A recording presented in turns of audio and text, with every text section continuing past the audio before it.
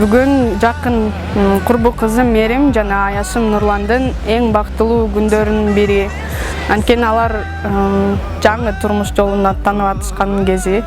Бакыттын кушу консун үйүңөргө, суктансын далай жаштар экөөңөргө. Бакыттын кушу болгон символундай баланын үнү кылсын үйүңөрдө. Мээрим, Нурлан, куш боңор бек болсун.